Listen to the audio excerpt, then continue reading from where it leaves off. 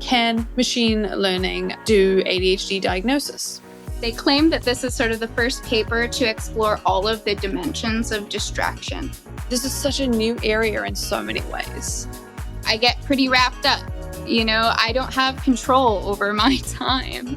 There is many a person who's got a half-cleaned house that will argue that hyperfocus is not necessarily a good idea.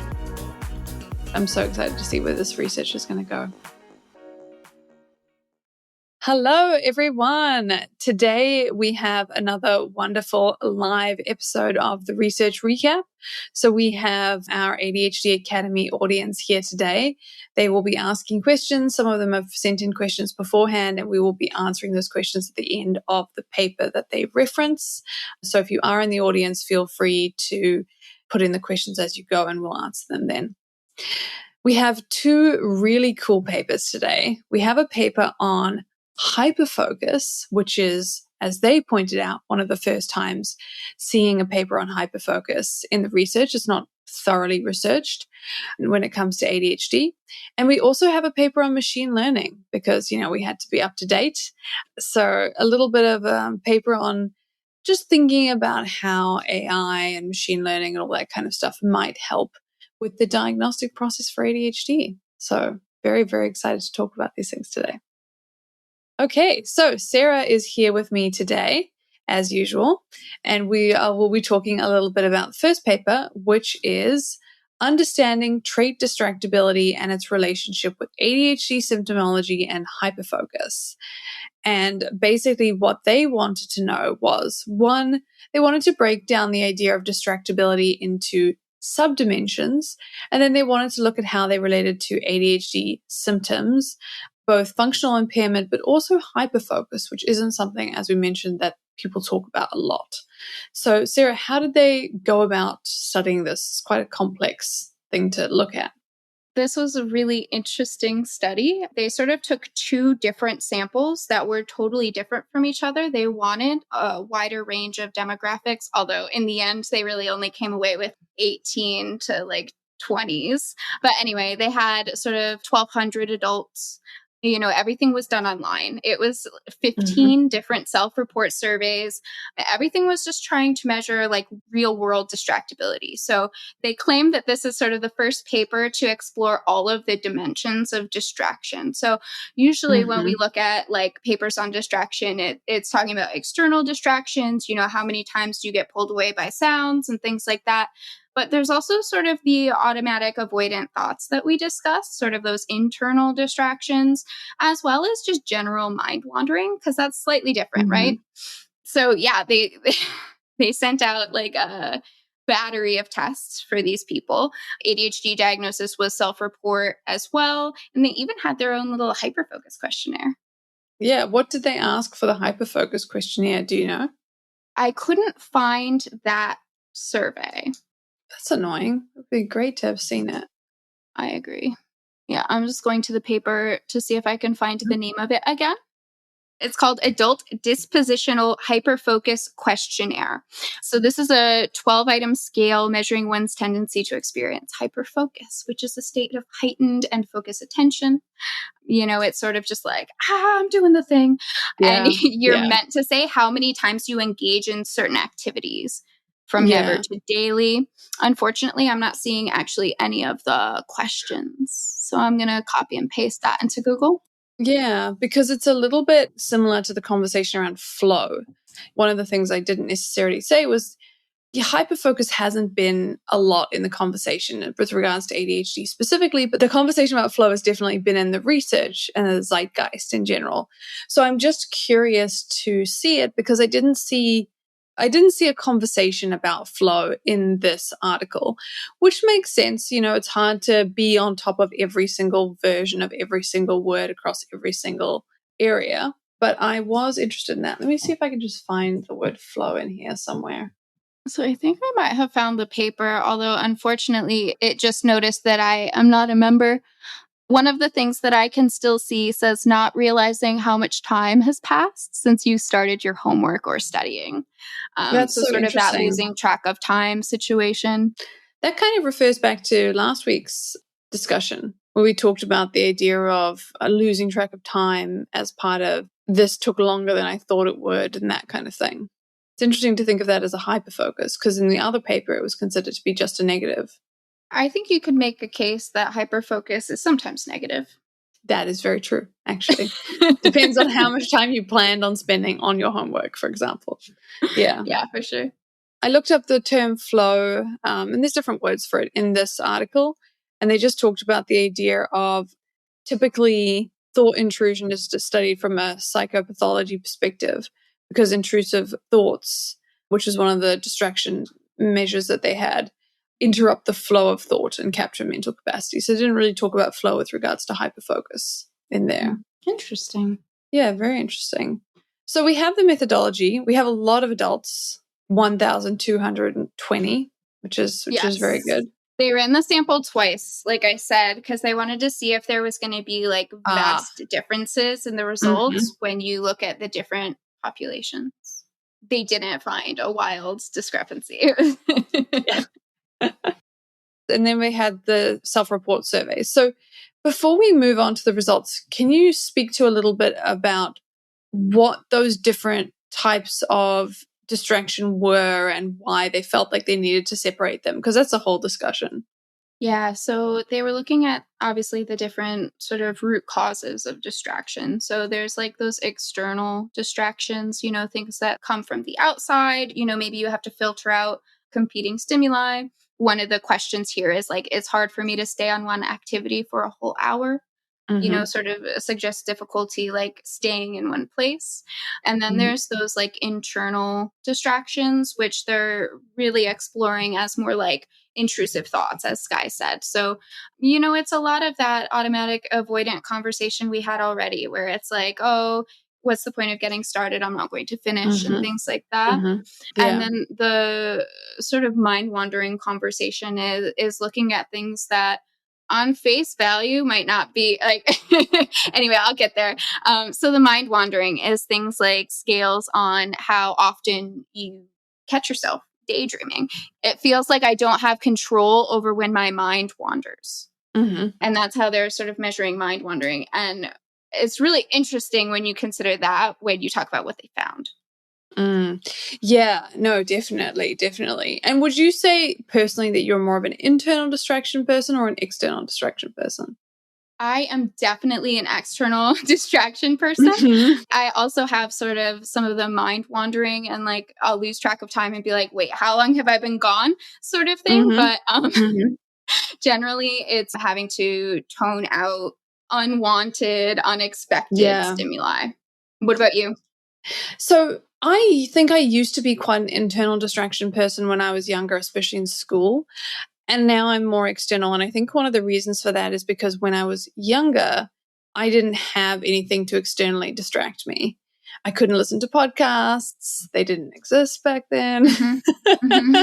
At least not really. It was just harder to, I spent a lot more time in my head because that was just you're at school, you're trying to do homework, that kind of thing.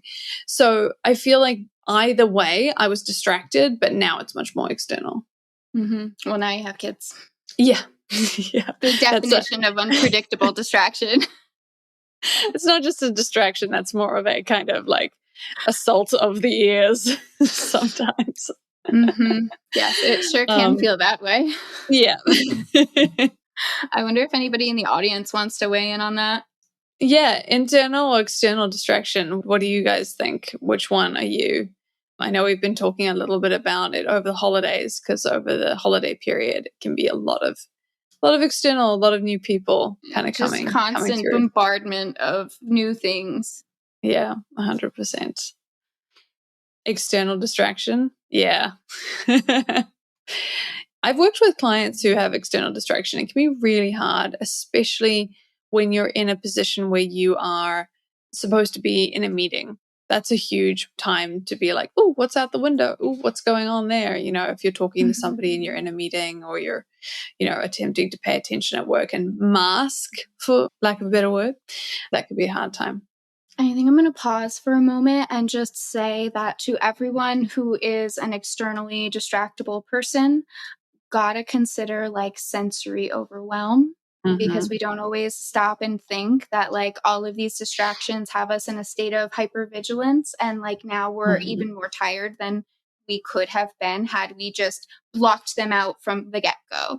I'm not ashamed to say sometimes I pop in my headphones when the kids are crying and I just put on like some low humming, and it's just enough to like bring down that tone to a level that I can be a co-regulating parent. Yeah. Yeah. So to all of my external distractible people, take care of your sensory needs. It's all for now.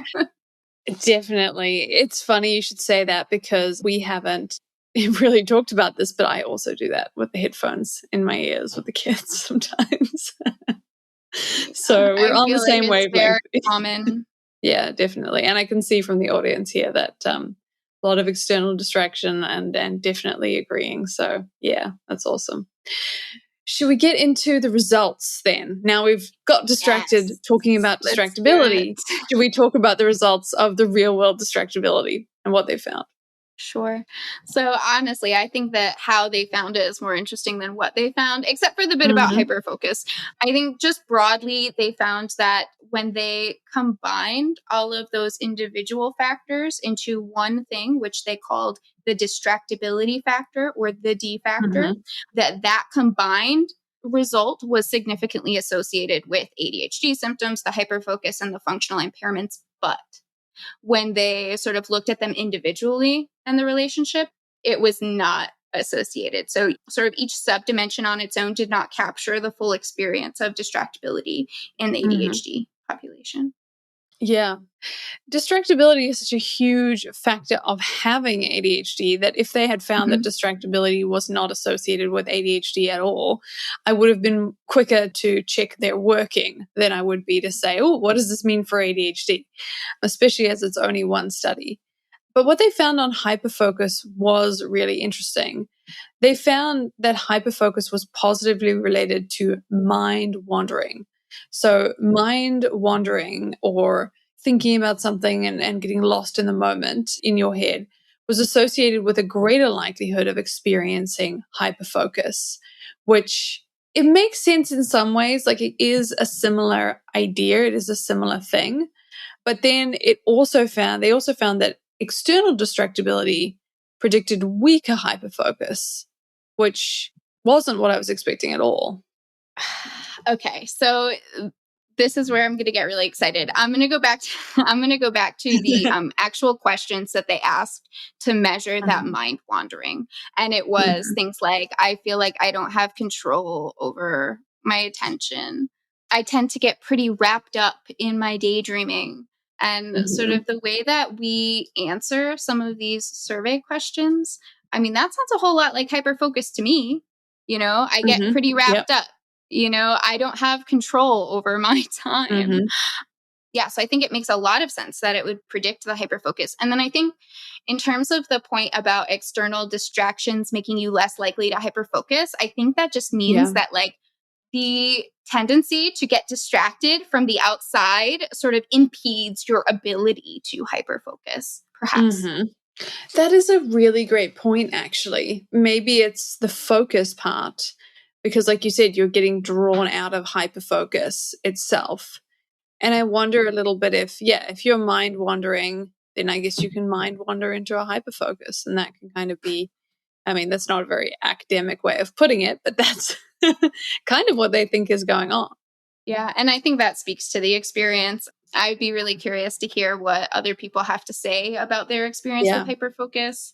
It does indicate maybe that, I mean, coming back to what I said about being more likely to be internally distracted as a young person as opposed to now when there's a lot more external distractions with kids, etc. Maybe I hyperfocus less now. That's an interesting thought for those of us who do have a lot of external distractibility. You know, how often are you hyperfocusing? Is it different from when you were younger?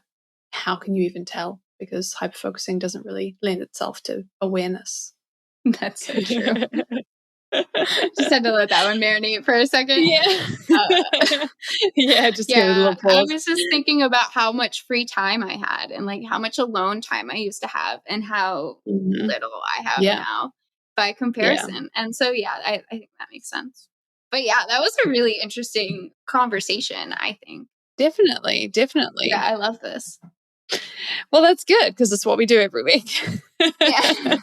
So in terms of the limitations, let's go into the limitations and the implications, then we'll answer any questions from the audience that you have. So get your questions ready about this paper.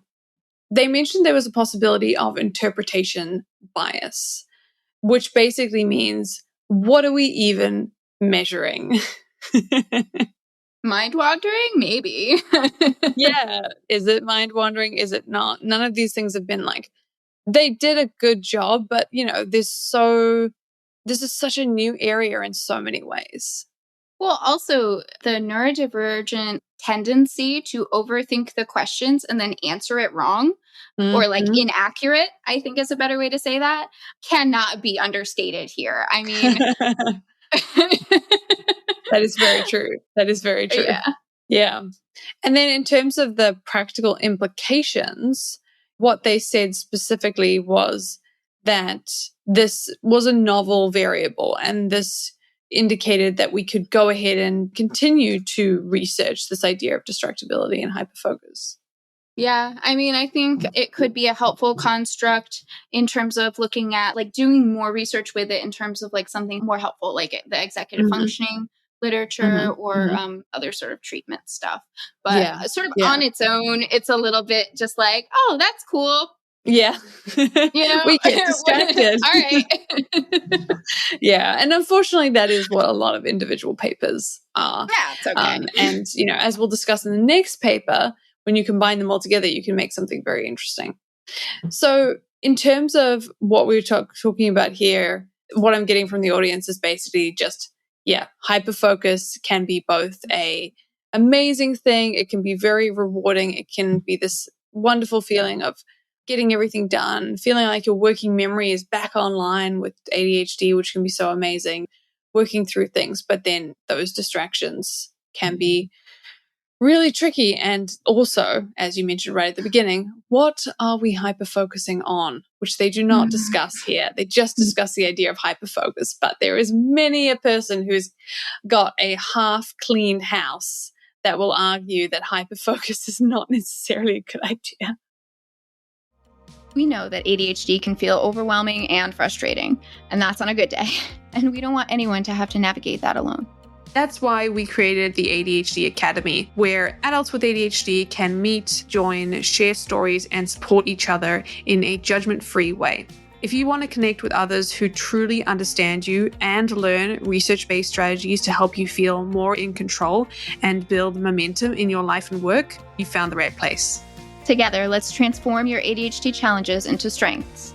If you'd like to know more, you can click the link below to join us in the ADHD Academy. Hope to see you there. So, should we jump into the second paper on machine learning in ADHD? I'm ready. Is everybody else ready? Awesome. Let's go. So basically, this paper is from Translational Psychiatry. It was published this year, as they all are, and it looks at machine learning in attention deficit and hyperactivity disorder, new approaches towards understanding the neural mechanisms. And they went in on this paper. This was a long paper to go through. So if you're in the audience and you read it or at least skimmed it, you did a really amazing job. And basically, I'm just going to say it up front, they did a non-systematic literature review, which means that this is not a meta-analysis or anything like that. This is just a review of the literature that they currently have, looking at, can machine learning models build on neuropsychological and brain imaging data, and can it be used to differentiate people from those who have ADHD with those who do not have ADHD? So basically, can machine learning do ADHD diagnosis?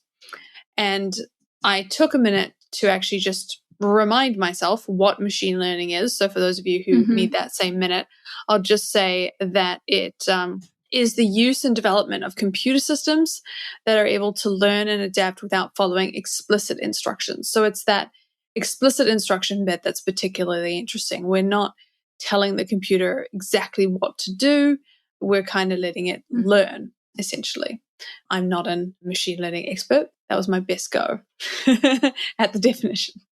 Yeah, I did a little bit of background research also because this paper really brought up like new concepts for me. I Mm-hmm. obviously don't know anything about machine learning really. Um, and so I looked at some of the specific models that they used.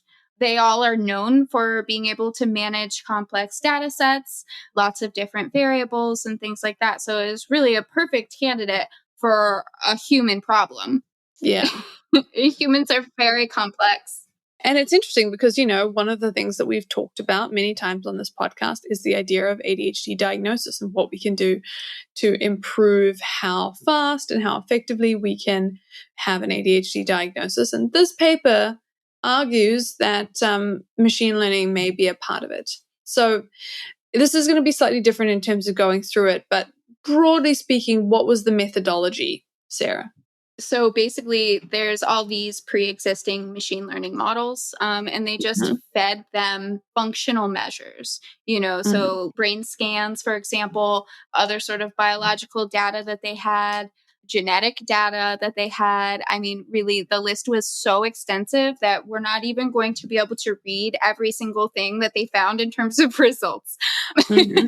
Yes. It was really dense in that way, but they covered like a pretty full spectrum of ways to look at the brain and brain activity and things like that. And the end goal for these machine learning models was to be able to differentiate an ADHD person or a not ADHD person.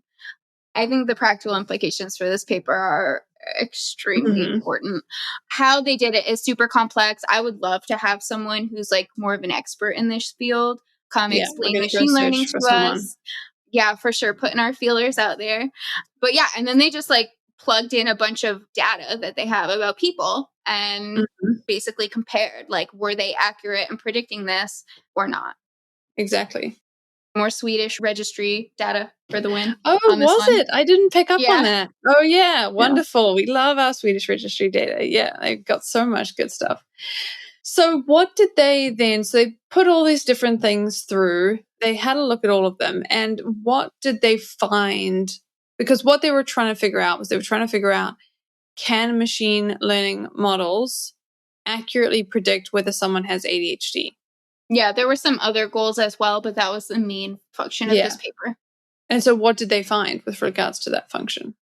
Each individual model found obviously something a little bit different. Each one was a little bit different in terms of if they were successful at identifying ADHD or not. But broadly speaking, all of the different ones they looked at, I think there's like 10 different types of functional health data that they used. And so there are so many of these models that we're looking at the same time. But overwhelmingly, they found that these models had an accuracy or a sensitivity rating anywhere from 69 to 96%. What that means is that this computer, when given that certain data about people as a whole, were able to analyze a different set of data and accurately predict ADHD in 69 to 96% of the cases. Yeah, which is good. That is definitely above 69, not great. 96, insanely good.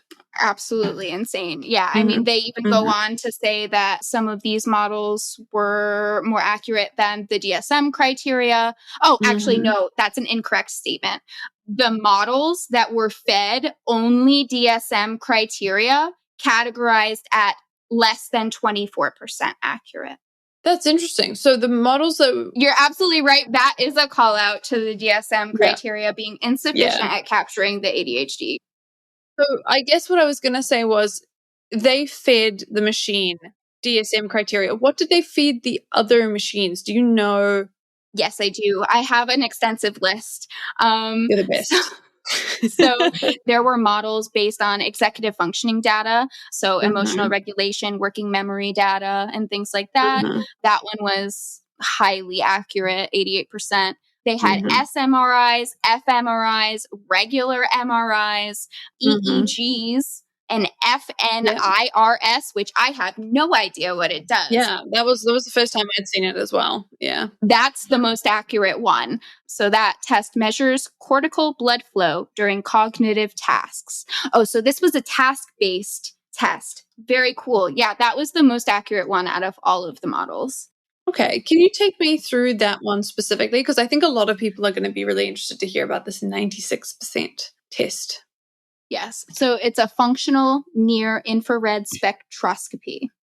It's a non-invasive test employing near infrared light through the scalp and brain, functional monitoring. Oh, okay. So it's like a CAP thing, and they had them do a task, and then they measured the different regions of the brain just to see sort of how the blood flow was, what the activation pattern was looking like.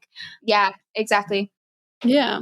Okay. And also, they go on to talk about the different areas of the brain that were, quote unquote, appeared to be the most important in predicting ADHD. Okay. So I guess the reason I'm asking this is because, and this is me not knowing much about this area, I'm so excited to try and find someone who understands machine learning to talk to about this. But this is me kind of asking, so they have a bunch of data on brains using this blood flow, but they don't have to do that for every new person. The machine uses that information to learn, but then how does it tell if you have ADHD? Do you then have to get your brain scanned and it can tell very accurately whether you have ADHD or not based on your brain versus other people's brains? I think the answer is yes. One of our Yeah. audience members is saying yep as well. The reason for this is the practical implication part of it, because obviously what we're constantly talking about on this show is we're talking about diagnosis and how diagnosis will increase and improve with ADHD. So this is a great way to diagnose really accurately, but you still have to do the brain scan. So that still slows the whole process down practically a little bit. And because this is kind of a more broader study, doesn't have specific, we've talked about the results. I did want to touch on, one of our audience members said that it wasn't just about improving diagnostics that's exciting. It could also lead to earlier diagnostics because maybe you don't have to wait until somebody is at an age where you can easily see it. Maybe it doesn't have to occur across time. There's options to look at different genotypes and subtypes and maybe decide, okay, if the machine learning helps you with diagnosis, it could also help you figure out what kind of treatment is best for you. They did talk about that a little bit in terms of medication. Yes. What did they find there, Sarah? So whether or not somebody was going to respond well to methylphenidate, they built a model around that, and they found it had a 75% accuracy. Interesting. Okay. Which is good. I think they expanded on that a little bit more. I think they also talked about looking at if it would stop being effective or if it would start being effective after a certain period of time. Yeah. Also really interesting was the model that they fed the genetic data to wasn't super good. It was interesting. Yeah. It was 85% as well. Interesting. I guess there's a lot more potentially to do when it comes to the genetic side of it. So that might be what's going on there. They were looking specifically at measurements of like your cortical mass. Yeah, definitely. So in terms of their limitations, what were the limitations? Because there were limitations. Yes, there were limitations. One, which we say almost every time, and that's that the size of the sample matters and it impacted the results. So when the study had a smaller sample size, they found more positive results, whereas like the larger studies were less reliable. The other thing that they found, it gives me the ick. I still don't fully understand. So again, this would be a great time for an expert to just poof on data leakage. Yeah, tell us what it means. Basically, the data that they feed into the model to train it, the training set, can influence the validation or the testing set. So they're calling that potential substantial bias, unable to, something to do with data splitting. But yeah, basically it confuses the training set with the testing set. And so the interpretation might not be totally right. Yeah, and that makes sense. I mean, if you've ever worked with AI, ChatGPT, that kind of thing, you'll see that sometimes it makes errors that just don't make sense. And there's a possibility that this could be the same as well, which matters a lot if you're talking about diagnostics and potentially medication and all of those kinds of things. So definitely big limitations in terms of this is a new area. Sometimes it does things that are incorrect, and we need to keep that in mind. But the practical implications are very, very high. Absolutely. Yeah. I mean, I think that people in the AI space are already talking about data leakage. And I also heard something about prompt injections, which Mm-hmm. is basically a hacker being able to influence what the AI spits out. Mm-hmm. But Mm-hmm. it is Mm-hmm. not supposed to do. So, yeah, these are other implications of AI. It's really interesting, Yeah. but it would be so much cheaper than having people do MRIs and fMRIs and like all of this other Yes. really intensive neuropsychiatric testing, Yeah. Yeah. thousands of dollars. Yeah. Yeah, definitely. At least in terms of figuring out the research and making the research faster, because in terms of diagnostics, they probably still have to do that test to get your brain to compare it to other people's brains, at least for now. Yeah, I think they mentioned in here too about how large data sets around this stuff aren't readily available at this Mm-hmm. time. Mm-hmm. Makes So sense. they're sort of like running out of stuff to Mm-hmm. use, I guess. Yeah, they should go to Sweden. I've heard they've got a pretty good data set. Yeah. Oh, sorry. We always find a Swedish data set somewhere. Yes, they pop up so often. This paper has created a bit of a conversation in the audience that I've been having a look at as we go. So, do you guys have any questions as well about this paper and about this idea of AI? We're not experts by any means, but we could definitely have a conversation about it. One person said, if our brain was simple enough to understand, we would be too simple to understand it, which I thought was really nice, actually. When I was studying back in the day in neuroscience, they called it the final frontier because it's so complicated and unknown still. Didn't we have a bunch of questions already from somebody had come in? Should we have a look at those, Sarah? Yeah, so it was really around sort of future treatments, being able to more easily treat people for ADHD. You know, if we can Mm-hmm. build also a AI model that will predict if how someone will respond to methylphenidate or whatever the drug Mm-hmm. is, Yes. then yeah, that could help a little bit with that guess and check sort of the I think that scientific would be method amazing. Yeah. of medication. Which at the moment is just like, do you think I'm different? Do I think I'm different? Am I different Mhm. today? Which can honestly be what it's like when you're Mhm. titrating medication. Or worse, like some of these Yeah, medications can cause serious side effects. And exactly. if it is going to work, then the benefit outweighs the risk. But if it doesn't work, then it doesn't. Yeah, definitely. I mean, I think there's so many different kinds of medications and so many different ways that people are affected by it. And obviously, you still want to have that psychiatrist, that person kind of understanding everything. But if they could connect it to a model of you comparing your kind of brain to somebody else's brain and going, okay, well, people like this tend to benefit from this kind of medication, that could really speed up the process. They actually talk about future ways that this research could go. And one of it was it called into the conversation the comorbidity aspect of ADHD and Mm. how we Mhm. know that a lot of those things are also heavily associated. And so that the models should instead be looking at groups and grouping people together that way instead of worrying about like, oh, you're going to be more hyperactive or like, things like that. Yes. I'm so excited to see where this research is going to go. I think it's going to be great. Awesome. Well, thank you so much to everyone who came and hung out with us today and answered some questions, read the papers. Pretty amazing stuff. And yeah, really, really great to see you all. And interesting to discuss this. I mean, AI and hyperfocus. I mean, just a really interesting conversation for sure. Yeah, I cherry picked these studies because I just couldn't wait to get like an outside perspective of them as well. Usually, when we do these research recaps, it's just me and Sky, but like having Yeah. more opinions is always really cool with stuff like Yeah. this. This is stuff that everyone can like grasp and see immediately how important it can be.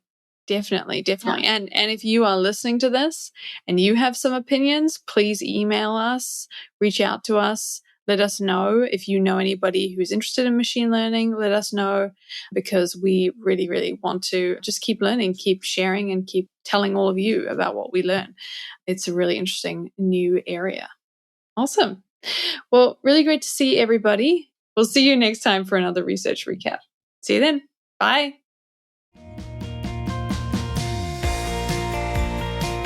Thanks for listening. If you'd like to reach out or connect with us, you can leave us a message at admin@unconventionalorganization.com. You can also find out more about our ADHD coaching organization, read our free articles, or sign up to our online courses at unconventionalorganization.com. That's organization with a Z or an S. They both will get you there. If you'd like to learn more about what we discussed here today, or you want to read the transcript, you can find that at our show notes page at unconventionalorganization.com. If you've enjoyed this podcast and think someone else might find the strategies and stories helpful, the best thing you can do is share episodes using the share button in the podcast player, or leave a 5-star review on Apple or Spotify or your podcast player of choice, letting them know why you've benefited from this podcast. Thanks so much for listening, and we'll see you back in the ADHD lab next week.